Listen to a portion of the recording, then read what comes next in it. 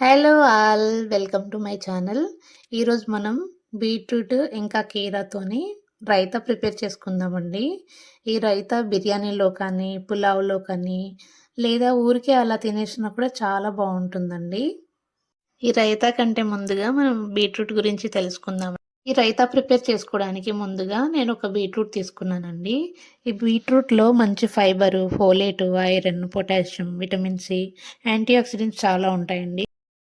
అలాగే 2 పచ్చిమిర్చి, 1 onion and అలాగే కొద్దిగా కొత్తిమీర అండ్ ఒక కుకుంబర్ తీసుకున్నానండి. ఆ తర్వాత చిన్న బౌల్ తీసుకొని అందులో ఒక చిన్న స్టాండ్ ఇలా తీసుకోవాలండి. అండ్ కొద్దిగా వాటర్ వేసేసి ఆ తర్వాత దాని మీద చిన్న ప్లేట్ పెట్టుకోవాలి. స్టీమర్ టైప్ ప్లేట్ పెట్టేసుకొని ఈ బీట్రూట్ పెట్టేసుకొని మూత పెట్టేసుకొని ఆ తర్వాత దాన్ని స్టీమ్ చేసుకోవాలండి.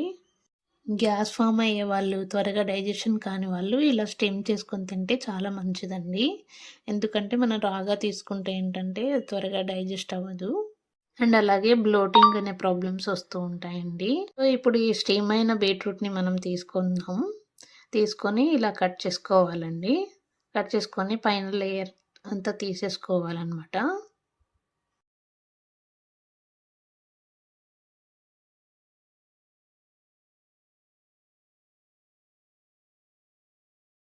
అలా అంతా తీసుకున్న తర్వాత ఒక గ్రేటర్ తీసుకొని వీటిని మంచిగా గ్రేట్ చేసుకోవాలండి.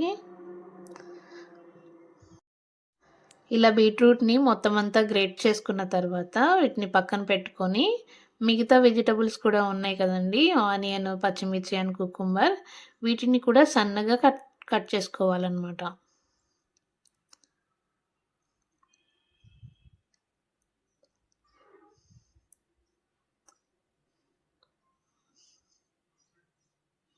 వీటిని ఎంత సన్నగా కట్ చేసేసుకుంటే మనకు ర మన రైతా అనేది చాలా టేస్టీగా ఉంటుందండి.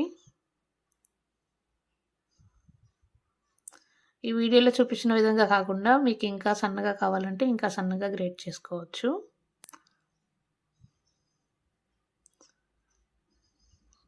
సో, ఈ వెజిటబుల్స్ అన్నీ ఇలా కట్ చేసుకున్న తర్వాత వీటన్నిటిని పక్కన పెట్టేసుకొని రైతా ప్రిపేర్ చేసుకోవడానికి ఒక చిన్న బౌల్ తీసేసుకొని ఇందులో నేనైతే ఒక 4 టేబుల్ స్పూన్ ఆఫ్ కర్డ్ తీసుకుంటున్నానండి. ఇది ఒకరు ఇద్దరు తినొచ్చనమాట. ఆ తర్వాత ఈ పెరుగుని మనం బాగా కలుపుకోవాలండి. ఎంత బాగా కలుపుకుంటే అంత బాగా ఉంటుందండి మన రైతా. ఒకవేళ ఈ పెరుగు పుల్లగా ఉంటే కొద్దిగా వాటర్ వేసేసుకొని కలుపుకోండి. అలా అని చెప్పి మరీ పలచగా చేసుకోకండి. ఈ కన్సిస్టెన్సీ ఉండాలండి. పలుచగా ఉంటే రైతా బాగోదండి టేస్ట్.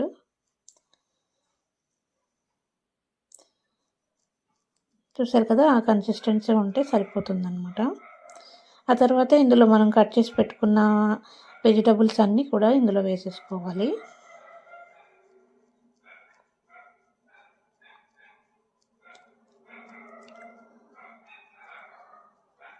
ఆ తర్వాత కొద్దిగా సాల్ట్ వేసేసుకొని కలుపుకోండి. ఈ మిశ్రమం కూడా బాగా కలవాలండి. బాగా కలిస్తేనే మన రైతా అనేది టేస్టీగా ఉంటుందన్నమాట.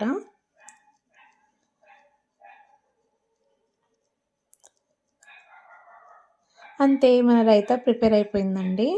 సో, ఈ రెసిపీ మీకు నచ్చినట్లయితే నా ఛానల్‌ని లైక్ చేయండి, షేర్ చేయండి అండ్ సబ్స్క్రైబ్ చేసుకోండి. Thanks for watching.